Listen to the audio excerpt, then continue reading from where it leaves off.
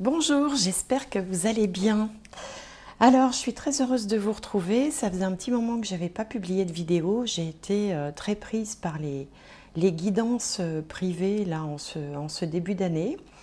Et puis, j'ai eu la joie aussi de faire les 3 guidances offertes comme promis au mois de décembre. C'était vraiment enfin voilà, c'est des moments de partage qui m'ont vraiment fait plaisir, puisque l'une des 3 personnes est même venue me voir de Belgique, l'autre est au Cameroun et la troisième est en France. Enfin bon, 3 belles rencontres.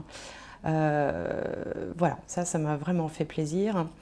Et puis c'est vrai que j'ai tendance à oublier, parce que quand je fais ces vidéos, je suis chez moi, derrière ma caméra, il n'y a personne, hein, il y a la vidéo et moi, et j'ai tendance à oublier que je peux être vue d'un peu partout dans le monde, partout où on parle français. Donc je voulais vous faire un bonjour particulier à vous tous qui me regardez de près ou de loin. Voilà, donc je vais garder pour ces astromancies du mois de février. Je vais garder la même structure que celle que j'avais adoptée pour l'année 2022, qui apparemment vous a bien plu. Donc voilà, on va faire ça pendant un petit moment, et puis peut-être un jour on changera, pourquoi pas. Donc je vous retrouve tout de suite donc pour les signes astrologiques du mois de février 2022. Donc le dernier signe pour le mois de février, les lions. Et oui, il faut bien un petit dernier. C'est tombé sur vous cette fois-ci. Alors, les lions. Un premier message pour les lions pour février 2022. Lion, hop. Fondation solide. Je vous montre la carte. Fondation solide. Alors effectivement, on a un personnage qui est tout en haut de ce qui ressemble à un mur. Cette carte porte le numéro 28, ce qui donne l'énergie 1. Des réalisations, aussi des réalisations en partenariat. Bon, alors on va regarder avec le tarot pour avoir un complément d'informations sur ces fondations solides. Alors, les lions. Ah bah ça s'est retourné. L'ego. Carte 15, l'archange Jophiel, un faux sentiment d'étouffement. Attention démesurée accordée au bien matériel, des pensées négatives ou basées sur la peur. Alors cette carte, elle correspond au diable dans le jeu de tarot traditionnel. Ici, ça s'appelle l'ego et souvent, ça vient nous parler un peu des attachements, des choses... quand on se sent un petit peu contraint, un peu coincé par les événements, un petit peu sous l'emprise de quelque chose. Alors parfois, par exemple, devoir travailler pour vivre, c'est une forme de contrainte aussi. Mais là, on vous parle d'un faux sentiment d'étouffement. Donc si c'est un faux sentiment, c'est donc qu'on est dans le ressenti et non pas dans la réalité. Une attention démesurée accordée au bien matériel, ça peut aussi cacher une inquiétude particulière. Et d'ailleurs, c'est ce qu'on vous dit après, des pensées négatives basées sur la peur. Bon, donc on va l'explorer tout ça de plus près. Alors, je vais faire comme j'avais fait pour les vidéos, les guidances pour l'année 2022. J'avais fait plusieurs petits paquets pour tous les domaines, enfin professionnels, affectifs, etc. Donc je vais faire la même chose, comme c'est un petit peu long à mettre en place pour pas utiliser enfin voilà, c'est pas très intéressant à regarder. Je reviens tout de suite dès que c'est fait. Alors, on va tout de suite regarder la vie professionnelle sociale. Alors, qu'est-ce qu'on a? L'excentricité, Saturne en Verseau.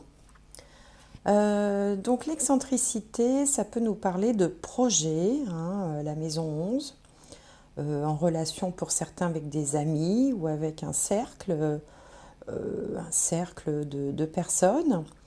Ça peut également nous parler de faire preuve d'originalité, mais une originalité qui est quand même mesurée, vous voyez, parce que bon, Saturne, c'est quand même pas le champion de l'excentricité, justement, enfin, contrairement à ce qu'indique cette carte, hein, Saturne, il réclame de la rigueur, du sérieux, de la structure.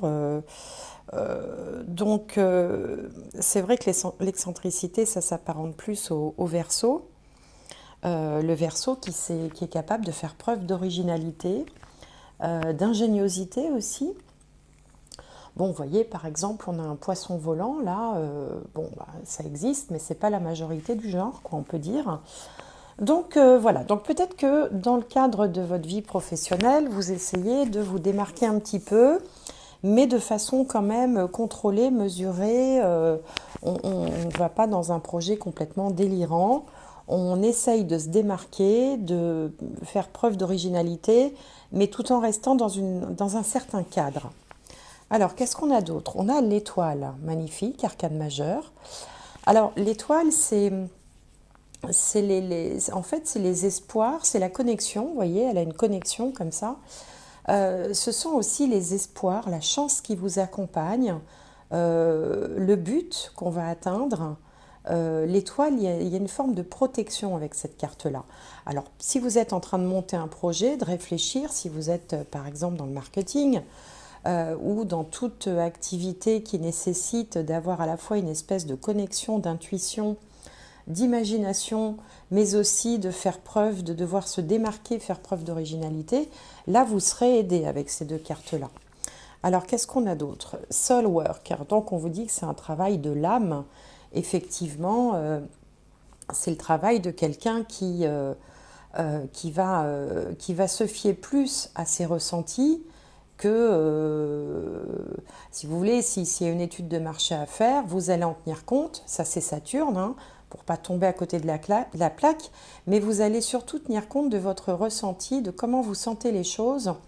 Vous voyez cette perception, par exemple, du marché, de la tendance, de la mode, de ce qui est dans le vent. Voilà, vous allez être aidé parce que vous aurez comme ça une forme de... comment je pourrais dire ça, de guidance, ouais, c'est le cas de le dire, hein, d'intuition comme ça qui va vous être insufflée. Alors notamment si vous travaillez dans tout ce qui est domaine artistique ou tous les domaines où la créativité a vraiment une place prépondérante, eh bien ça, vous serez plutôt favorisé ce mois-ci. Alors qu'est-ce qu'on a? On a la prière, hein, qui va bien avec les vœux exaucés. Donc c'est les espoirs aussi exaucés. Ici on a le petit îlot qui généralement représente les week-ends, les vacances, les temps de pause. Peut-être aussi que vous allez être capable de prendre un petit peu de recul ou que vous avez pris une pause avant de vous lancer dans ce projet, justement, qui vous a permis de récupérer de l'énergie, un petit peu de fraîcheur, un petit peu de regain, comme ça, regain d'énergie. Et puis, voilà, le nouveau projet qui se met en place ici, avec ce bébé en gestation. Donc là, on a visiblement quelque chose qui s'apparente à un nouveau projet, qui est à la fois original, mais à la fois qui reste quand même dans un certain contrôle, si vous voulez. On laisse pas complètement son imagination se débrider totalement. Alors, on va voir du côté maintenant des finances. Alors là, on a l'enthousiasme, très bien. Une certaine ouverture, le soleil en Sagittaire. Alors peut-être que ça peut parler aussi d'une activité à l'international ou sur Internet, parce qu'il y a la notion de sortir des frontières. Peut-être que le projet que vous êtes en train de mettre en place peut sortir de son périmètre habituel. Hein, donc le Sagittaire représente souvent l'étranger. Alors, qu'est-ce qu'on a d'autre? On a l'ermite. Bon, alors là, c'est plus la même chose. On est dans une espèce de réflexion. On est à la fois enthousiaste, mais réfléchi. C'est marrant, on a les deux... c'est comme ici, hein, on a les deux ambiances. Hein. À la fois, j'ai envie complètement de me laisser aller, mais en même temps, je ne fais pas n'importe quoi et je m'impose certaines contraintes. Donc là, peut-être que vous avez envie, avec vos biens matériels, vos finances, d'investir dans quelque chose, de vous lancer dans quelque chose, mais en même temps, il y a une partie de vous qui vous dit « Ouais, non, mais fais attention, sois prudent, mets pas tous tes œufs dans le même panier ». Ici, voilà, on a share wisdom, partager la sagesse. Donc partager la sagesse, ça peut être aussi dispenser des conseils autour de vous, justement de ne pas s'enflammer sur un investissement, une dépense, une façon aussi de gérer peut-être vos biens, de faire preuve de sagesse, mais c'est aussi peut-être d'autres personnes, comme l'ermite, qui sera à côté de vous, qui va aussi vous mettre en garde en disant, bon ben voilà, attention, ne t'emballe pas trop. Alors, qu'est-ce qu'on a ici? Alors, on a effectivement des réflexions un peu stériles. On gamberge, mais ça avance pas, on n'avance pas à grand-chose. Ici, on a le foyer, la maison, la famille. Et là, on a les signatures. Alors, pour certains, il peut peut-être être question de vouloir faire l'acquisition d'un logement où là, on voit deux réactions différentes, hein. Ça peut être deux personnes, ça peut être dans un couple, ça peut être dans une famille. L'un qui va être plus dans la retenue, dans la prudence, la sagesse, et l'autre qui va être qui va beaucoup plus s'enflammer, avoir un coup de cœur, ou peut-être voir aussi les choses de façon un petit peu plus grande. Quoi qu'il en soit, il y aura un contrat, il y aura un accord qui va contenter tout le monde, puisqu'ici, au milieu, on a la famille. Donc ça peut être une première interprétation. Une autre interprétation peut nous parler aussi d'acquisition, de legs. Ici, il peut être question de donation. Puis quand on parlait d'attention démesurée accordée aux biens matériels, c'est peut-être cet enthousiasme-là, c'est-à-dire qu'il ne faut pas tout simplement, c'est pas forcément que vous accordez une attention démesurée, c'est peut-être que vous vous emballez un peu vite sur certains projets qui nécessiteraient, vous voyez, d'être plus comme l'ermite, hein, partager la sagesse, donc de voir les choses, d'envisager les choses avec sagesse et de quand même prendre le temps de la réflexion avant de s'emballer. Voilà, tout simplement, hein, rien de plus grave que ça. Alors, on va regarder du côté de la vie affective. Alors, j'ai tiré une carte de ce jeu-là qui est un peu plus dédiée à ce qu'on appelle les guidances sentimentales. Et là, on vous dit, laissez vos amis vous aider. Demandez et acceptez le soutien des autres. Alors ça, c'est vrai que c'est toujours compliqué pour un lion qui, généralement, veut toujours tout faire tout seul comme un grand. Il va plus facilement accorder son aide qu'accepter l'aide des autres. Même si, quand on a quelqu'un de très lion, il y a toujours une petite cour autour, hein, c'est comme ça, hein, le lion c'est le roi des animaux. Mais c'est quand même difficile d'accepter l'aide des autres, hein. Il y a une question de fierté, c'est là qu'on rejoint aussi l'ego, hein. D'ailleurs, ils ont bien fait d'appeler cette carte du diable généralement l'ego, parce que c'est vrai que c'est le mental, c'est la fierté, voilà, on a envie de se débrouiller seul, on a toujours... autant on est capable de faire plein de choses, enfin un lion va être capable de... Je ne suis pas lion, mais bon, j'en connais, va être capable de faire plein de choses pour aider les autres, hein, autant il va avoir du mal à demander. Ça, c'est toujours très compliqué. Donc ici, le message est clair, laissez vos amis vous aider, que ce soit sur votre nouveau projet, sur la gestion des finances, demandez un avis aussi, par exemple. Alors, qu'est-ce qu'on a d'autre à côté? On a l'indécision. Ben voilà pourquoi on vous demande d'aider, de laisser vos amis vous aider, c'est parce que peut-être il y a une décision à prendre, en lien avec les relations affectives, hein, on n'est pas forcément dans des ruptures ou ce genre de choses, il y a une décision à prendre, ça peut être en lien avec la famille, les enfants, les parents, les amis, le partenaire, la partenaire aussi, pourquoi pas. Et c'est peut-être un peu compliqué si cette carte arrive là. Alors ici, on a le roi de Pentacle. Alors le roi de Pentacle, c'est quelqu'un, donc c'est un roi, hein, donc il a un certain pouvoir, mais c'est aussi, il peut représenter... comment dire, il peut être en lien avec tout ce qui va concerner la famille, le patrimoine, les finances. Donc ça peut être un notaire par exemple, hein, vous pouvez demander l'avis d'un notaire, hein, qui pourrait peut-être vous aider aussi par rapport à cette partie-là, là où on a vu que la partie financière peut être en lien avec la famille, avec un héritage, une succession, une donation, un partage que vous pourriez anticiper selon votre âge et votre situation bien sûr. Demandez l'avis d'un notaire ou de quelqu'un en tout cas qui saura vous apporter des conseils. Alors je ne sais pas pourquoi je pense tout de suite à un notaire. Ça peut être également un chef d'entreprise, ça peut être aussi voilà, quelqu'un qui a une bonne assise financière. Donc après, on va tourner tous les métiers qui tournent autour de l'argent, les banquiers, ce genre de choses. Donc là, il y a peut-être une décision à prendre qui va lier le matériel et la famille. Ça peut être aussi une transmission de patrimoine, une transmission d'entreprise. Voilà, ce type de choses. Alors, qu'est-ce qu'on a d'autre? On a le manifeste. Donc là, ce sont les choses qui semblent... qui émergent en fait, qui apparaissent et qui viennent dire que là, il y a quelque chose dont il va falloir quand même s'occuper.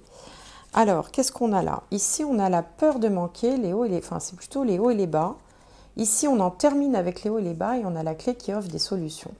Donc moi, je pense que dans ce mois de février, il va y avoir une décision, très certainement, que vous allez prendre, peut-être en famille, peut-être en couple, peut-être par rapport à vos enfants ou à vos parents, qui va nécessiter pas mal de réflexion. Il serait sage de recueillir les conseils des amis, des gens en qui vous avez confiance, peut-être aussi les conseils de professionnels.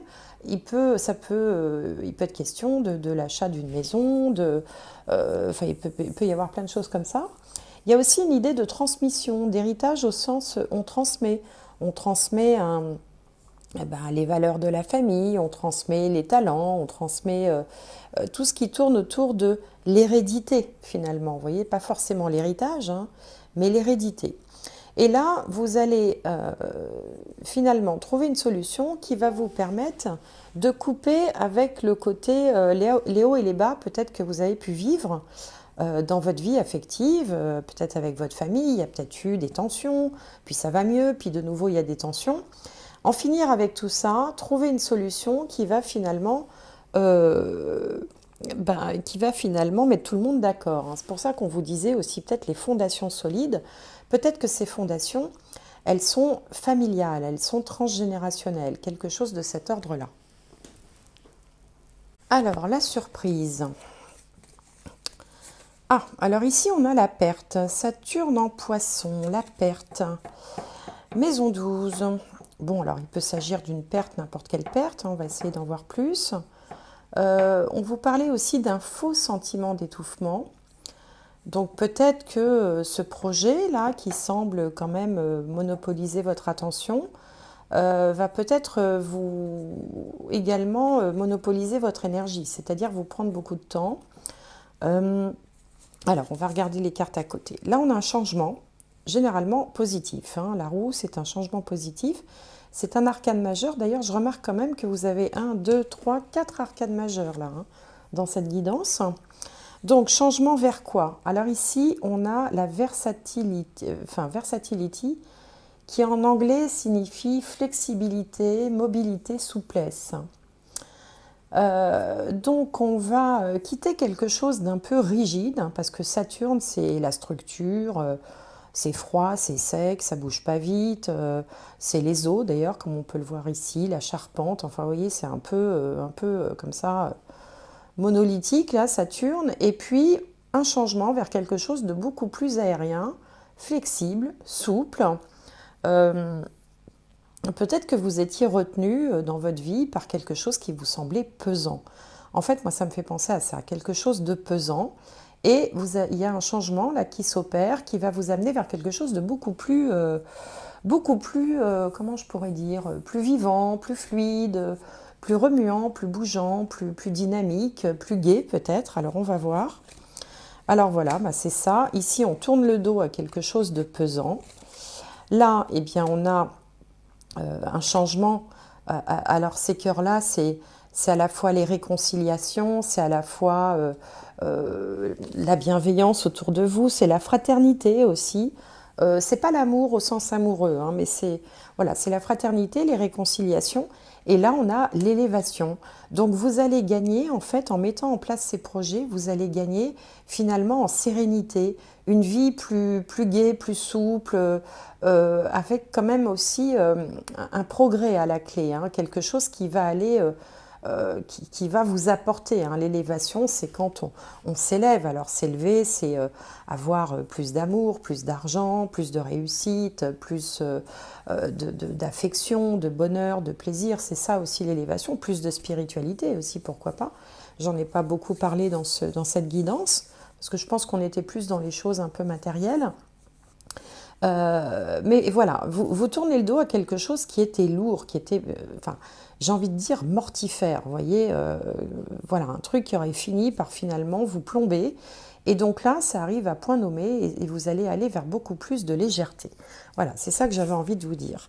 Alors, on va tirer une autre carte, une dernière carte, une synthèse peut-être. Ah ben voilà, ça a sauté. Donc on a ici la loi d'attraction. Vous attirez à vous tout ce qui vous arrive dans la vie. Avec lucidité, voyez la puissance de cette force, la loi d'attraction. Ouais, là j'ai l'impression que du verre à moitié plein, à moitié vide, vous allez passer au verre à moitié plein. C'est comme si vous alliez voir le bon côté des choses à partir de maintenant. Il ne faut pas oublier que vous aviez l'étoile ici, qui est une carte, qui est la carte la plus positive du tarot avec le soleil. Elle apporte les espoirs, elle apporte, c'est les rêves exaucés. Donc il y a un travail qui a été fait là et qui va vraiment vous apporter, en fait c'est ce que vous avez semé, c'est ça aussi la loi de l'attraction. C'est-à-dire que on espère quelque chose, mais si on ne fait rien, on ne l'obtient pas. Là vous avez espéré quelque chose, mais vous avez mis quelque chose en route, une œuvre en mouvement, vous avez semé des graines et là vous allez récolter. Donc c'est parfait. Alors je vais tirer une dernière carte de ce petit jeu que mes enfants m'ont offert à Noël, que j'aime bien, il est tout mignon. Alors, une petite carte pour les lions. J'aimerais bien un message pour les lions. Alors, ben écoutez, on a la boule de cristal. C'est rigolo, la boule de cristal. Du royaume de l'invisible au-delà du prévisible, des oracles te sont destinés. Bon, ça c'est peut-être le message que je suis en train de vous délivrer. Intuition et synchronicité sont là pour te guider. Regarde-les. Donc ça veut dire que il faut bien écouter ce que j'ai dit dans la vidéo. Non, je plaisante bien sûr. Mais c'est vrai que les intuitions, hein, je vous parlais de... Ici, on avait soul work, hein, donc un travail, le travail de l'âme. Là, on a la connexion quand même. Ici, on a la prière. Hein, donc ici, il y a quand même une reliance à quelque chose de supérieur. Après, vous mettez les mots que vous voulez là-dessus, le divin, l'univers, le royaume de l'invisible, comme c'est dit là. Et donc, je répète le message, du royaume de l'invisible au-delà du prévisible, des oracles te sont destinés, intuition et synchronicité sont là pour te guider, regarde-les. Ben, écoutez, si j'ai pu contribuer à faire ça aujourd'hui, ben, j'en serais ravie. En tout cas, j'espère que cette guidance vous aura apporté quelque chose, qu'elle va vous donner voilà, la force, l'espoir, la pêche, tout simplement.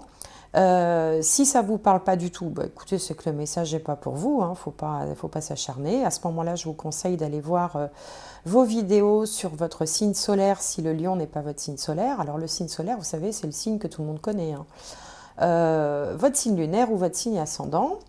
N'hésitez pas à mettre un petit like ou un petit commentaire pour me dire comment ça vous parle, ce que je vous raconte. Moi, c'est important pour moi, ça me permet aussi de voir si, voilà, si je suis dans le juste. Je vous souhaite un excellent mois de février. Portez-vous bien, gardez le sourire et les énergies hautes.